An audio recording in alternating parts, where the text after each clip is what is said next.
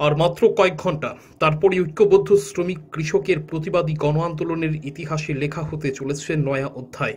দেশের ট্রেড ইউনিয়নগুলি এবং কৃষক সমাজের সম্মিলিত আহ্বানে ২৬ নভেম্বর দেশ জোড়া সাধারণ ধর্মঘট এবং গ্রামীণ হরতালের পাশাপাশি পরের দিন কৃষক খ্যাত মজুরদের দিল্লি চলো কর্মসূচিতে আন্দোলিত হয়ে উঠবে রাজধানী নয়াদিল্লি।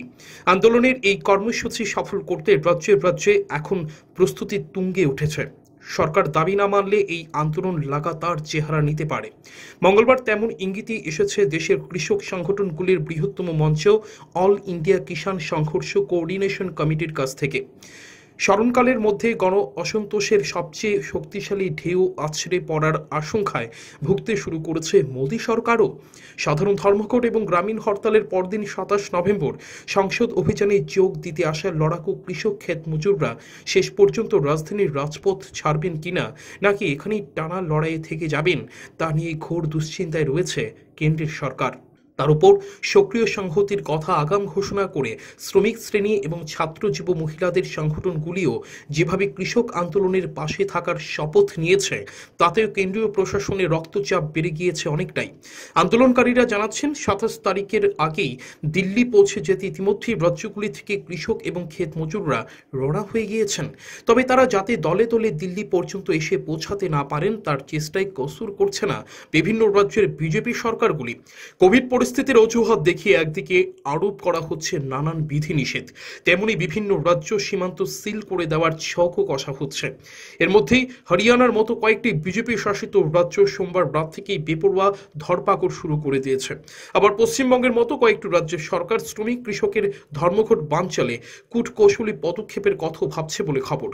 কিন্তু সরকারি নীতিতে সব দিক থেকে বিপর্যস্ত শ্রমজীবীদের ঐক্যবদ্ধ ও লড়াকু মেজাজের সামনে প্রশাসনের যাবতীয় হামলা এবং ষড়যন্ত্র ছিন্ন ভিন্ন হয়ে যাবে বলেই প্রত্যয়ী আন্দোলনকারীরা।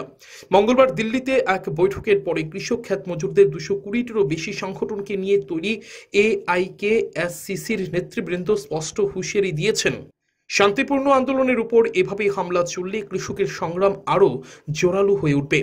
কৃষকের পিঠ দেওয়ালে ঠেকে গিয়েছে। এই আন্দোলন কৃষক সমাজের কাছে জীবন মরণের প্রশ্ন। কৃষক নেতারা এদিন সাংবাদিকদের জানান, পাঞ্জাব, হরিয়ানা, উত্তরপ্রদেশ, উত্তরাখণ্ড, রাজস্থান, মধ্যপ্রদেশ এবং আরও অনেক রাজ্য থেকে লক্ষ লক্ষ কৃষক দিল্লির উদ্দেশ্যে রওনা হয়েছেন বলে খবর এসেছে। অধিকাংশ ট্রেনই বন্ধ থাকায় কৃষকরা নানান উপায়ে রাজধানীতে আসার চেষ্টা চালাচ্ছেন। কর্ণাটক, মহারাষ্ট্র এবং মধ্যপ্রদেশ থেকে রীতিমতো গাড়ির কনভয় নিয়ে রওনা হয়েছেন কৃষকরা। কিন্তু বিজেপি শাসিত রাজ্যগুলি আন্দোলনকারী কৃষকদের রাস্তাতেই আটকে দেওয়ার চেষ্টা চালাচ্ছে। শুরু হয়ে গিয়েছে সরকারি দমন পীড়ন। সোমবার রাত থেকে হরিয়ানা সরকার ৩১ জন কৃষক নেতা ও শ্রমিক নেতাকে গ্রেপ্তার করেছে। রেলপথ চালু না থাকায় যারা দিল্লি পৌঁছাতে পারবেন না তারাও নিজ নিজ রাজ্যে, জেলায়, তালুকে আন্দোলনে থাকবেন বলে জানিয়েছেন কৃষক নেতারা। তারা জানান, বিহারে সদ্য নির্বাচিত ১৬ জন বামপন্থী বিধায়ক ২৬ তারিখে রাজ্য বিধানসভার সামনে বিক্ষোভ দেখাবেন। আন্দোলনের দুদিনেই বিহারের সমস্ত ব্লক সদরে ধর্ণা বিক্ষোভ চলবে সমান তালে। ঝাড়খণ্ডের কৃষক সমাজ রাঁচিতে রাজভবন অভিযান করবেন। কর্ণাটকে গ্রামীণ হরতালের দিনে ১,০০০ জায়গায় বিক্ষোভ হবে। জেলায় জেলায় চলবে কৃষক জাঠা। ২৬ তারিখে তামিলনাড়ু ৬৫ স্থানে শ্রমিক শ্রেণীর পাশে দাঁড়িয়ে রাস্তা রোকো এবং রেল অবরোধ করবেন কৃষকরা। উত্তরপ্রদেশ, উড়িষ্যা, তেলেঙ্গানা এবং অন্ধ্রপ্রদেশে জেলা ও তালুক পর্যায়ে বিক্ষোভ হবে।